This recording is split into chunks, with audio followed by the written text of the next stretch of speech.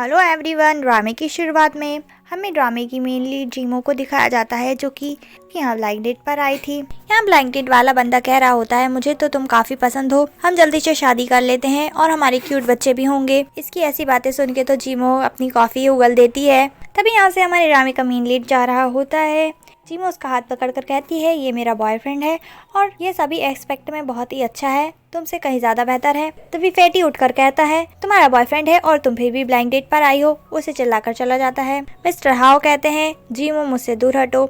जीमो कहती है, मुझे माफ कर दीजिए। मिस्टर हाओ कहते हैं, जीमो तुम ब्लाइंड डेट पर आई थी, चलो हम शादी कर लेते हैं। यह सुनकर जीमो शॉक्ड हो जाती है। नेक्स्ट सीन में जीमो समझा रही होती है, मैं आपके लिए सुटेबल नहीं हूँ। मिस्टर हाओ कहते हैं, हमें शादी कर लेनी चाहिए, मुझे तुम्हारी हेल्प चाहिए है क्योंकि मेरे ग्रैंडपा की तबीयत बहुत खराब है। वह चाहते हैं कि मैं जल्दी शादी कर लूं और तुम्हें कंट्रोल करना बहुत इजी है। मुझे पता है तुम्हारे डैड हॉस्पिटल में है और हॉस्पिटल का खर्चा बहुत है। मैं तुम्हारे फादर को बचा सकता हूँ और तुम्हें पैसों की चिंता करने की जरूरत नहीं है। जीमो मान जाती है। दोनों जाकर अपनी मैरिज रजिस्टर करा देते हैं। मिस्टर हाओ कहते हैं, कुछ बातों को तुम पहले ही जान लो, तुम्हें आज रात ही मेरे विला पे शिफ्ट होना होगा, साथ ही हमारी शादी केवल हाफ ईयर के लिए चलेगी और इस बीच तुम्हें मेरे ग्रैंडपा का पूरा ख्याल रखना है। नेक्स्ट सीन में हमें जीमो की स्टेप मदर को दिखाते हैं, जो उसके बेटे से कह रही होती है, मैंने जीमो को ब्लाइंड डेट पर भेजा है। वह लड़का काफी अमीर है, उसने हमें वादा किया है अगर जीमो उससे शादी कर लेगी तो वह हमें काफी सारे पैसे और साथ में तुम्हें नया घर भी देगा। तभी यहाँ जीमो आकर कहती है, ऐसा कुछ भी नहीं होने वाला है, मैं उस मोटे से कभी शादी नहीं करूंगी। यह सुनकर स्टेप मॉम उसे थप्पड़ मार देती है। जीमो उसकी स्टेप मॉम से कहती है, मैंने पहले ही शादी कर ली है। यह सुन के तो स्टेप मॉम को हार्ट अटैक ही आने वाला था। जीमो जाते हुए कहती है, और तुम्हें मेरे डैड की चिंता करने की जरूरत नहीं है, वह सब मैं देख लूंगी। नेक्स्ट सीन में जीमो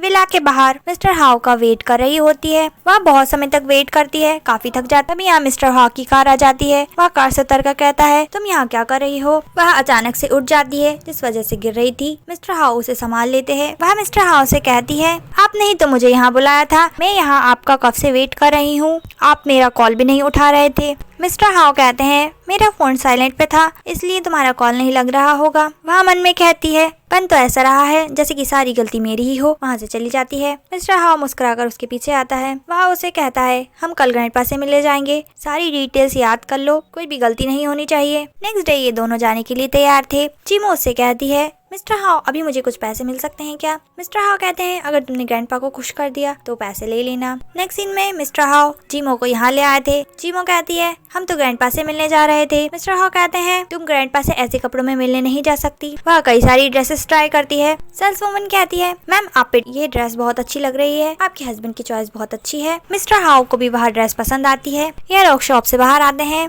जीमो कहती है, मिस्टर हाओ हमें कुछ और भी करना है क्या? मिस्टर हाओ उसे रिंग देकर कहता है, इसे भी पहन लो और आज से मेरा नाम तुम्हारे लिए एनचेंग है। जीमो कहती है, क्या मैं आपको एचएन बुला सकती हूँ? हमें ग्रैंडपा के सामने करीब दिखना है। तो जीमो की बातें सुन के मिस्टर हाओ पास्ट याद करते हैं, जिसमें एक छोटी बच्ची मिस्टर हाओ को एचेंग नाम से बुला रही थी। यह सोचकर वह जीमो से कहते हैं, बिल्कुल नहीं, तुम मुझे यह नहीं बुला सकती हो। वहाँ से चला जाता है। नेक्स्ट सीन में ये लोग हॉस्पिटल पहुँचते हैं ग्रैंडपा से मिलने के लिए। ग्रैंडपा मो को देखकर खुश हो जाते हैं। ग्रैंडपा कहते हैं, मुझे पता है तुम लोग 2 साल से डेटिंग कर रहे हो, मगर ये मेरा पोता तुम्हें मुझसे मिलाने के लिए ही नहीं लाया। जीमो कहती है, ग्रैंडपा मैं आपसे मिलने के लिए नर्वस थी और वैसे मैं एक छोटी सी डिजाइनर हूँ। ग्रैंडपा कहते हैं, हम इन सब बातों पर ध्यान नहीं देते हैं, मुझे तुम बहुत पसंद आई हो। ग्रैंडपा मिस्टर हाउ से कहते हैं, जीमो कब से खड़ी है, उसे कुछ फ्रूट्स दो, ये मेरा फ्रेंड लाया था, काफी महंगे हैं। मिस्टर हाउ जीमो को बनाना देते हैं। जीमो बनाना देखते हुए सोचती है, इतना महंगा बनाना तो मैंने आज तक कभी नहीं खाया। फिर उसे मिस्टर हाउ को याद आता है। वह उसे बनाना खिलाने लगती है। ग्रैंडपा कहते हैं, एनचेंग को तो बचपन से ही बनाना खाना पसंद नहीं है। ये सुनकर जीमो कहती है, ग्रैंडपा जब से ही मेरे साथ रिलेशन में आया है इसे बनाना पसंद आने लगे हैं। यह बात सुनकर मिस्टर हाउ उसे घूर कर देखते हैं और वह गुस्से में बनाना खाता है। जीमो कहती है, मेरा फोन आ रहा है। वहाँ से चली जाती है। ग्रैंडपा कहते हैं, सच सच बताओ तुमने जीमो से इसलिए शादी करी है ना क्योंकि वह मोमो की तरह दिखाई देती है। यहाँ जीमो जैसे ही बाहर आती है, स्टेप मदर आके उसे थप्पड़ मार देती है। तभी यहाँ से डॉक्टर युआन जा रहा होता है। यह देखकर वह जीमो को बचाने आता है। स्टेप मदर युआन से कहती है, मेरे सामने से हट जाओ, आज मैं इस लड़की को नहीं छोड़ने वाली, तुम हमारी फैमिली के मैटर में क्यों आ रहे हो? जीमो कहती है, युआन मेरा बचपन का दोस्त है, आप उसके साथ ऐसे बिहेव मत करो। मॉम कहती है, मुझे सब पता चल गया है, तुमने तुम्हारे डैड को वीआईपी वार्ड में शिफ्ट करा दिया है, हमें वीआईपी वार्ड में घुसने भी नहीं दिया और हमें बिल्कुल पैसे भी नहीं दिए तुमने। स्टेप मॉम बहुत ज्यादा बदतमीजी कर रही थी। ये देखकर जीमो को गुस्सा आ जाता है। वहाँ से एक नर्स ट्रे लेकर जा रही थी यूरिन सैंपल प्रिंसिपल की। वहाँ ट्रे उठाकर स्टेप मॉम पर मार देती है, जिससे वह पूरी भीग जाती है यूरिन में। वह और कुछ कर पाती इससे पहले युआन कह देता है आपको यहाँ से चले जाना चाहिए, यहाँ से नहीं गई तो मैं फिर पुलिस को बुलाऊंगा।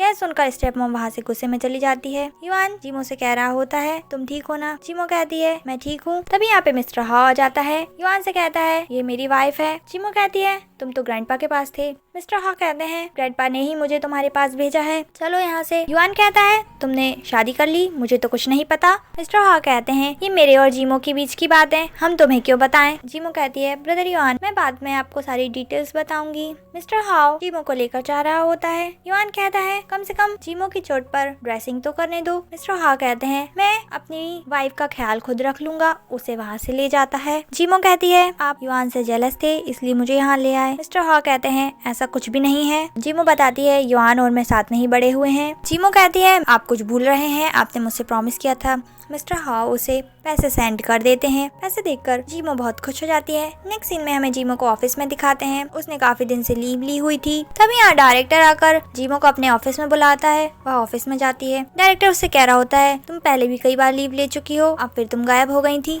और उसे हरास करते हुए उसका एडवांटेज लेने का सोच रहा होता है। जीमो उससे दूर हटने की कोशिश कर रही होती है। तभी यहाँ से एक कॉलिग निकल रही होती है एंड जीमो की पिक ले लेती है। जीमो मन में सोचती है अब मेरी मिस्टर हाओ से मैरिज हो चुकी है, मुझे इस डायरेक्टर से डरने की जरूरत नहीं है। उसे मारकर वहाँ से चली जाती है। नेक्स्ट सीन में जीमो सो रही थी। उसे सपना आता है जिसमें छोटा मिस्टर हाओ गिर गया था। छोटी जीमो आकर कहती है एनचेंग तुम ये केक खा लो, तुम्हें दर्द नहीं होगा। यह सपना देखते हुए वह नींद में बड़बड़ा रही होती है। मिस्टर हाओ आकर देखते हैं। उसकी बातें सुन के थोड़ा हैरान हो जाता है। देन वह नींद में बड़बड़ाने लगती है मुझे बहुत सारे पैसे चाहिए हैं और मिस्टर ही एक डीमन है। यह सुनकर उसकी बात सुन के मिस्टर हाओ स्माइल करने लगता है। उसका लैपटॉप देखता है। उसकी डिजाइन देखकर इम्प्रेस हो जाता है। नेक्स्ट डे डायरेक्टर सब पर चिल्ला रहा होता है, खासकर जीमो पर, क्योंकि कल वह उसे मारकर भाग गई थी। यहाँ वही कलीग जिसने पिक ली थी वह पिक सभी को ग्रुप में सेंड कर देती है। सभी लोग जीमो को अजीब नजरों से देखने लगते हैं और उसकी बातें बनाने लगते हैं। वह जीमो की बहुत बेइज्जती करने लगती है, इवन उसके फादर को भी बुरा बोलने लगती है। यह सुनकर जीमो को गुस्सा आ जाता है। वह उस थप्पड़ मार दी है और कहती है मुझ तक बात आई तो ठीक है, मुझे तुम कुछ भी बोलो मैं सह लूंगी, लेकिन मेरे डैड को कुछ मत बोलना। वहाँ से चली जाती है। नेक्स्ट सीन में जीमो जा रही थी। कुछ गुंडे आते हैं। वह गुंडा कहता है तुमने मेरी बहन को बुली किया, अब मैं तुम्हें नहीं छोड़ूंगा। जीमो उसे लात मारकर भागने वाली थी, मगर वह उसे धक्का दे देता है।